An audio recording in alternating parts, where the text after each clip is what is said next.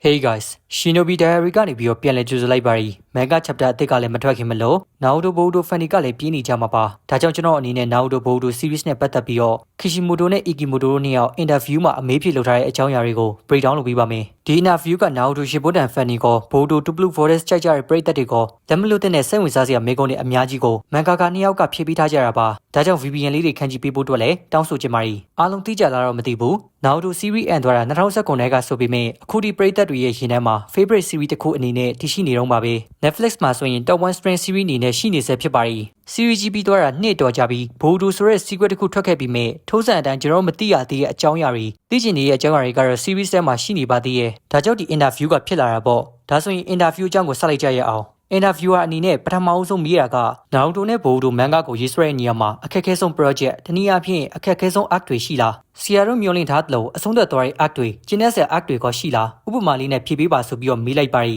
Kishimoto ပြန်ဖြေလိုက်တဲ့အဖြေကတော့ဖင်ရကတူးအတွက်ခက်ခဲဆုံးနဲ့မှာပါတယ်တဲ့ဖင်ရဲ့အတွေးခေါ်ကိုမှန်တယ်ဆိုပြီးတော့ယူဆနိုင်တယ်လို့Narutoရဲ့အတွေးခေါ်ကလည်းမှန်နေပြန်ပါရီပြောရရင်မတူညီရဲ့အတွေးခေါ်နှစ်ခုမှာနှစ်ယောက်လုံးကိုမှန်တယ်လို့ယူဆတာမလို့သူ့အနေနဲ့ဖြစ်လာတဲ့ရလဒ်ကိုတော်တော်လေးဂရုစိုက်ရတဲ့ဘယ်အတွေးခေါ်ကနောက်ဆုံးမှအလေးတာမလဲဆိုတာကသူ့အတွက်စိတ်ခုံမှုဖြစ်တယ်ပေါ့ဗျာနောက်တစ်ဖက်မှာတော့ Naruto နဲ့ Sasuke ရဲ့သဘောထားကွဲလွဲမှုကိုဖြေရှင်းလိုက်တာကိုတော့တော်တော်လေးအားရတယ်လို့ဖြေပါရီဒါကိုအကျယ်ချက်ပြောရမယ်ဆိုရင်ဖင်ရဲ့ခံယူချက်ဖြစ်တဲ့လူတိုင်းကနာကျင်မှုကိုခန်းစားဖို့မှငင်းချမ်းကြီးကိုသိမယ်ဆိုတဲ့အတွေ့ဒါကလည်းမမှားပါဘူးစစ်ဘေးတင်ရဲ့ဒေတာကကလေးနဲ့အေဂျင့်နဲ့ဒေတာကကလေးကိုရှင်ကြည့်ရင်တော့ဘဝအတွေ့အကြုံခံယူချက်မျှော်လင့်ချက်တွေကကွာခြားလွန်ပါရီဒါကိုစီရေးကာလာဘိုဒူခစ်ကကလေးတွေနဲ့တက်သွားပြီးနောက်ဒူခစ်ကကလေးတွေကိုရှင်ကြည့်ရင်သိပါရီအဲ့လိုပါပဲနောက်တိုးရဲ့ငင်းချမ်းရင်ကိုမြေပုံကတော့အကြောက်တရားတွေနာကျင်မှုတွေကနေလွတ်လာတာမဟုတ်ပဲတယောက်နဲ့တယောက်နားလည်မှုဖိမမှုကနေပြီးတော့လာရီလို့မြင်ပါရီသူရှူတောင်းတဲ့သူမှန်နေရဆိုပေမဲ့တယောက်ကို feeling ဆက်သွင်းရတာကတော့ Kishimoto အတွက်အကြက်ရိုက်စေခဲ့ပါရီ Ikimoto ဘက်ကတော့နောက်တိုးနဲ့မတူတာကဘိုဒိုကအစာရဲကငွေစုံကပြီးမွေးလာတာမလို့လူတော့ရဘွားနဲ့ကြီးပြင်းခဲ့ရရီ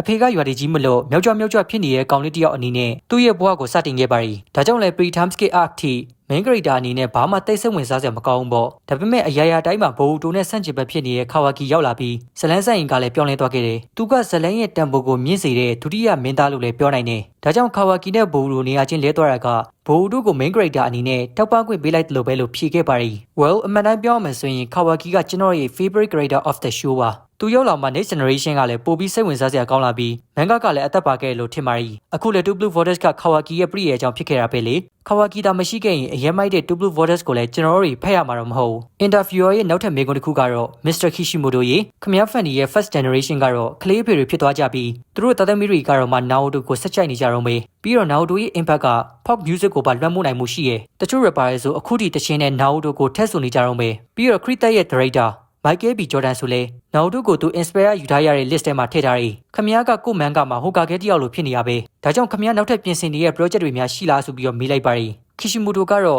့ငါခုလက်ရှိမှာမိသားစုနဲ့ပဲအချိန်ကုန်နေတာ။ငါရဲ့အချိန်တွေအကုန်လုံးကိုမိသားစုနဲ့ fan တွေအတွက်သုံးရတာတော်တော်သဘောကျရီ။ဒါတွေကနောက်ထပ်လုံးမဲ့ project အတွက်စစ်ကွန်အားကိုပြီးရဲ့။နောက်အလုပ်တစ်ခုလည်းရှာတွေ့နိုင်တယ်လို့ပြောပါရီ။ Kishimoto အနေနဲ့အနာဂတ် plan ကိုတေချာတော့မပြောခဲ့ပြီးမြဲသူမန်ကအသစ်ရေးဆွဲနေရတော့ရှိပါရီ။အဲ့ဒါကတော့ Samurai 8 The Tale of Hachimaru ဖြစ်ပြီးတော့ fantasy manga တစ်ခုပါ။ကျွန်တော်တို့အခုထိမဖတ်ရသေးပေမဲ့ Kishimoto ဆိုတဲ့အတိုင်း power system အမိုက်စားကြီးတော့လှုပ်ထားပြီး character တွေကလည်းအထာကျပါရီ။ဆိုတော့ brother တို့လည်း try ကြည့်ကြပေါ့ interviewer ကဆရာ Ikimoto ရေခမည်းကအခုဘိုးတို့ကိုလုံနေရဆိုတော့နောက်တက်ကောဘာတွေလုပ်ဖို့ရှိသေးလဲခမည်းရဲ့အိမ်မက်တွေကိုလည်းပြပြပေးပါအောင်ဆိုပြီးတော့မေးလိုက်ပါရီ Ikimoto ဘက်ကလည်းဘိုးတို့က Naruto ရဲ့ secret anime မလို့ငါတို့မှာအခက်အခဲအများကြီးရှိရဲ့ Naruto ရဲ့တီရှူမိုကအရန်ကိုလွှမ်းမိုးမှုရှိရကြောင်းခီးကပို့ပြီးတော့ကျန်းတယ်အခုဆိုရင်တော့ဘိုဒိုကကောင်းမွန်တဲ့ main character တယောက်ဖြစ်လာပါပြီဒါပေမဲ့ Naruto နဲ့ရှင်နိုင်တဲ့ level တစ်ခုတော့ရောက်လာမလားသူ့ဖေလို fan ရဲ့ hero ဖြစ်လာနိုင်မလားမတိကျဘူးလို့ပဲပြင်ပြလိုက်ပါရီဒါကြောင့် viewer တွေအနေနဲ့ဆက်လက်ပြီးတော့ support ပေးကြပါလို့ဒုကတောင်းဆိုပါရီဒါနဲ့ပတ်သက်ပြီးကျွန်တော်ပြောချင်တာကဘိုဒိုက Naruto လိုအထင်ကြီးရ anime ရဲ့ sequel show တစ်ခုဖြစ်တဲ့အပေါ်မှာ